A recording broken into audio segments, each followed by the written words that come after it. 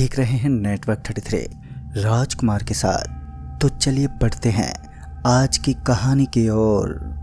दोस्तों, उस रात जब मैंने एक दिल दहला देने वाली घटना से सामना किया तो मैं अपने घर पर खाना खाकर वापस दुकान पर ही लौट रहा था, क्योंकि हम सब एक ट्रक ड्राइवर एक दुकान में ही रहते थे।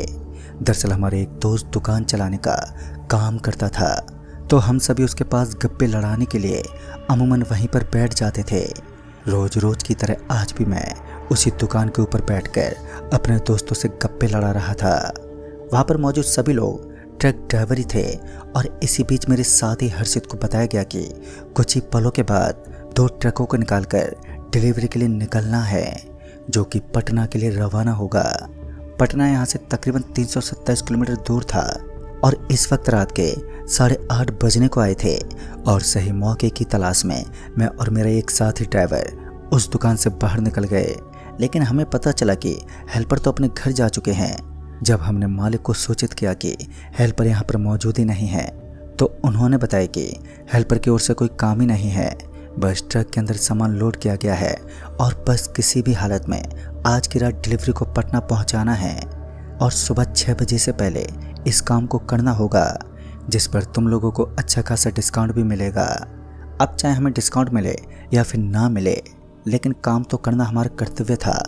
लिहाजा उसी समय बिना वक्त गवाए मैं अपने साथी ड्राइवर हर्षित के साथ डिलीवरी करने के लिए तैयार हो गया। हम ट्रक में बैठे तो पहली बार मालिक हमारे पास पहुंचा और हमसे कहने लगा कि देखो, आज रास्ता थोड़ा अलग है, इसलिए संभल कर जाना और याद रहे दोनों एक साथ ही रहना। उस सर्द मौसम का माहौल बड़ा ही बेचैन करने वाला था। जब ट्रक से हाथ को बाहर निकालते तो हाथ के ऊपर ओस पड़ने लगती, हाथ पूरा गीला गीला होने लगता और ट्रक के कांच पर भी धुंध सी छा रही थी। ऐसे में ट्रक को सही से ड्राइव करना बड़ा ही मुश्किल हो रहा था। बार बार ट्रक को साइड में रोककर कांच के आगे से उसे पहुंचना पड़ता। सड़क पर सरपट भागते हुए ट्रक के विंडो भी अब भीग चुके थे। ट्रक के आगे एक छोटा सा कपड़ा रखा हुआ था, तो मैंने उस कपड़े को उठाया और ट्रक के साइड विंडो को पोंछने लगा। लेकिन बातों ही बातों में मुझे हर्षित का ख्याल ही नहीं आया। मैं हर्षित के बारे में भूल चुका था कि वो भी अपने ट्रक लेकर मेरे पीछे पीछे आ रहा होगा। जब मुझे याद आया तो मैं उसे कॉल करने लगा, लेकिन उस इलाके में नेटवर्क ही गायब था।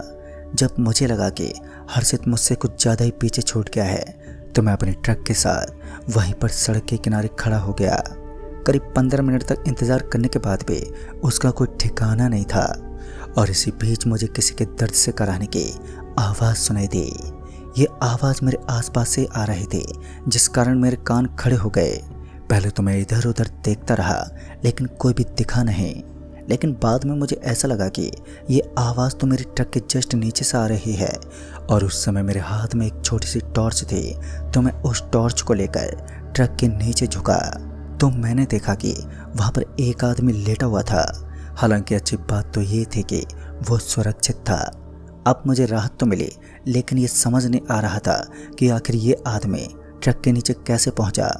पर इस बार जब तक मैं उस आदमी को ट्रक के नीचे से निकलने को बोल पाता कि तभी हर्षित अपनी ट्रक लेकर पहुंच गया। उसके ट्रक को देखते ही मुझे काफ़ी राहत मिली। हर्षित से मिलने के बाद मैंने तुरंत ही निकलने का सोचा और मैं वापस ट्रक में बैठा। लेकिन फिर मुझे याद आया कि वो आदमी तो मेरे ट्रक के नीचे घुसा हुआ है। तभी मैं उसे वहाँ से हटाने के लिए तुरंत ही अपने ट्रक से नीचे उतर गया और फिर ट्रक के नीचे देखने लगा। लेकिन कुछ सेकंड के लिए मैं हैरान रह गया, क्योंकि अब तो वहाँ पर कोई भी नहीं था और हर्षित मेरा ही इंतज़ार कर रहा था। और वो साथ ही ज़ोर से आवाज़ देते हुए बोला, अरे कृष्ण भाई, तुम अभी भी यहीं पर ठहरे हो? तभी मैं हर्षित के पास गया और उसे उस आदमी के बारे में बताया। तभी हर्षित ने मेरी बातों पर हंसते हुए कहा, अरे भाई साहब, आपको कोई वहम हुआ है? इतनी रात को आखिर कौन होगा जो ट्रक के नीचे आने का साहस कर सके? हाँ, वो बात तो ठीक है, मैं भी यही सोच रहा हूँ, पर अभी अभी मैंने किसी को देखा था। तभी हम दोनों ने ट्रक के नीचे काफ़ी देर तक छानबीन की, लेकिन हमें वहाँ पर कोई भी नज़र ही नहीं आया। उसके बाद मैं अपने ट्रक को स्टार्ट करता हुआ हर्षित के पीछे पीछे चल पड़ा। फिर तकरीबन 1.5 घंटे सफ़र काटने के बाद अब मुझे सिगरेट पीने का मन होने लगा। ऊपर से चारों ओर कोई ढाबा भी नज़र नहीं आ रहा था जहाँ अपने ट्रक को रोक सकें। फिर कुछ समय बीतने के बाद मालखाट नामक एक स्थान गुजरा और उस स्थान के गुजरते ही हमें एक बहुत छोटा सा ढाबा दिखा जिसके पास एक हल्की रोशनी जल रही थी। मैंने हर्षित को फ़ोन किया और उसे उसी ढाबे के पास रुकने को कहा ताकि हम उस ढाबे के पास रुककर या तो कुछ खा सकें या फिर सिगरेट पी सकें। उसने भी वैसा ही किया। बस थोड़ी दूर जाने के बाद हमने देखा कि उस ढाबे के पास एक आदमी बैठा था जिसने अपने सामने आग जला रखी थी। इस वक्त रात के 12:30 बज चुके थे और जैसे जैसे रात गुजरने लगती है तो वैसे वैसे धुंध अपनी चरम सीमा पर होती है। धीरे धीरे सामने का दृश्य भी मुश्किल से दिखाई दे रहा था और धुंध गहरी होती जा रही थी। तभी हम लोग उस छोटे ढाबे के पास पहुंचे तो हमने देखा कि वहां सिर्फ एकमात्र आदमी ही था जो इस वीरान इलाके में अकेलेपन में जी रहा था। तभी मैं उस आदमी के करीब पहुंचा और बोल पड़ा, अरे भाई साहब, एक सिगरेट मिल सकती है? तभी उस आदमी ने अपनी मुंडी को नीचे झुकाया, यानी कि उसके पास वो सामान था जो हमें चाहिए था। वो सीधा दुकान में गया और जब वो वापस दुकान से बाहर निकला तो उसके हाथ में सिगरेट की एक डिब्बी थी। वो उस डिब्बी को लेकर हमारे पास पहुंचा और वहीं पर बैठने का इशारा किया। तभी हर्षित हल्की सी आवाज़ में बोला, यार तुझे ये शख्स काफ़ी अजीब नहीं लग रहा है? इसकी हरकतें तो बड़ी ही अजनबी की तरह लग रही हैं। तभी मैंने भी उसकी हाँ में हाँ मिलाई, पर तब तक उस आदमी ने कहा, यहाँ सब कुछ ऐसा ही है, आपने अपनी जान जोखिम में डाल दी है, आपको यहाँ नहीं आना चाहिए था। अभी तो आप जिंदा हैं क्योंकि अग्नि के सामने बैठे हैं। अगर मैं और ये अग्नि का ताप यहाँ मौजूद नहीं होता तो अब तक आप दोनों की डेड बॉडी सड़क के बीचों बीच पड़ी होती। उस आदमी के कहे गए ये शब्द हमें डराने के लिए काफ़ी थे, लेकिन हर्षित डरने के बजाय थोड़ा चौकन्ना हो गया और उठते हुए बोला, कौन हो तुम और क्या चाहते हो? हर्षित की इस बात से उस आदमी पर कोई फर्क ही नहीं पड़ा। वो अभी भी एक हल्की सी मुस्कान देते हुए बस वहीं पर स्थिर बैठा रहा, लेकिन इस बार हर्षित ने हद पार कर दी।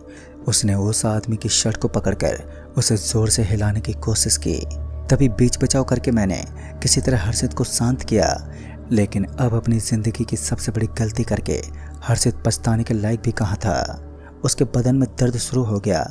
हर्षित को अचानक इस तरह बदन में दर्द होता देख मुझे भी कुछ सूझ नहीं रहा था।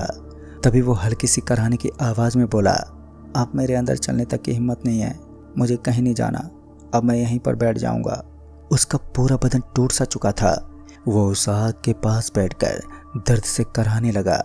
दूसरी तरफ मैं उसका हाथ पकड़कर उसे आश्वासन दे रहा था। हर्षित की हालत बिगड़ती जा रही थी और दूसरी तरफ मैं उस आदमी से मदद की गुहार लगा रहा था, लेकिन वो मेरी बात को सुनने के लिए बिल्कुल भी तैयार ही नहीं था।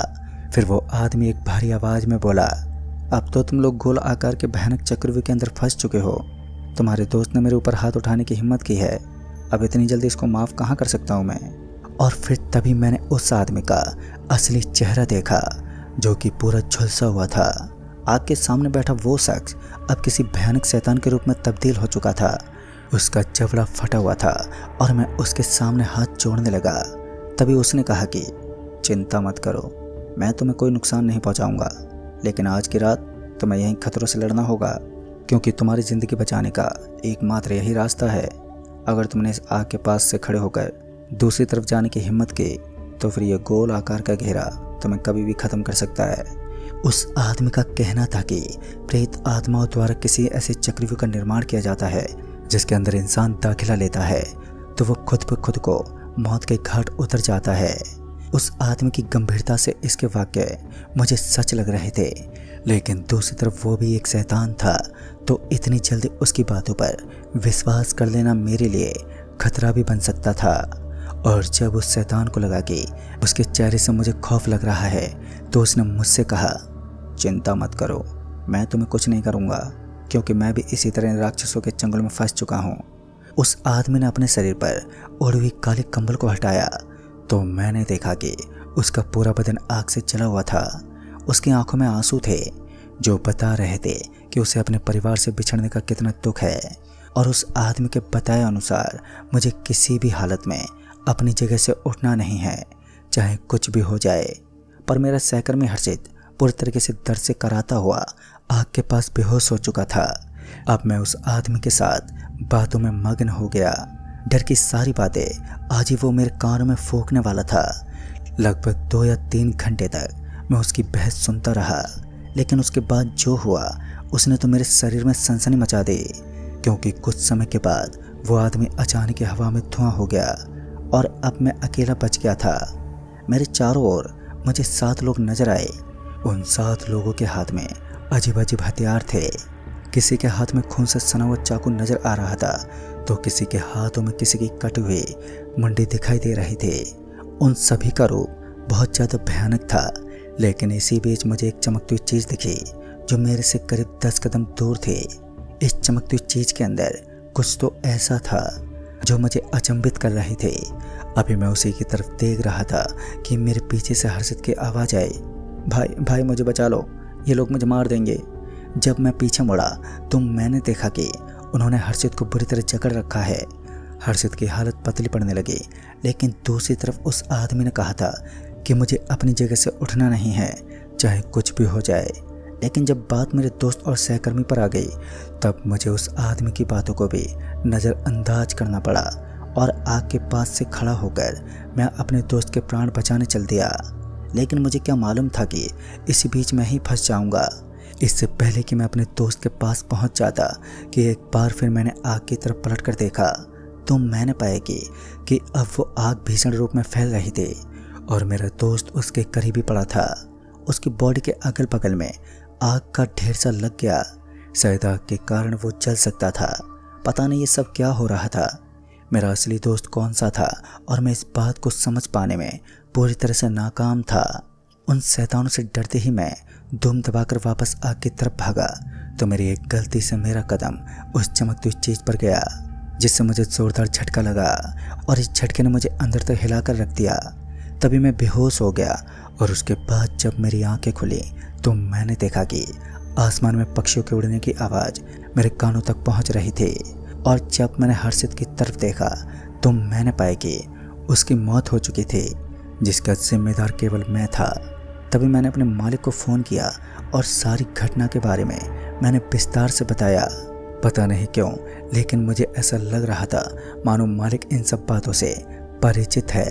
फिर क्या था, उन्होंने मुझे वहाँ से रिहा कर दिया और मेरे दोस्त की मौत को एक एक्सीडेंट का दर्जा दे दिया। और उस दिन के बाद मैं ना ही तो अपने उस काम को सही ढंग से कर पाया और ना ही अपने दोस्त की मौत के गम को मैं भुला पाया हूँ। लेकिन मेरा दिमाग आज भी यही सोचता है कि आखिर वो चमकती हुई चीज़ कौन सी थी जिसके कारण मेरी जान बच गई। हालांकि इसकी जानकारी मुझे बाद में पता चली, जो मैं आपको फिर कभी बताऊंगा, क्योंकि ये एक लंबा सफ़र था जिसे मैं आज भी नहीं भूला। तो दोस्तों, इस कहानी में बस इतना ही। तब तक के लिए बाय एंड टेक केयर।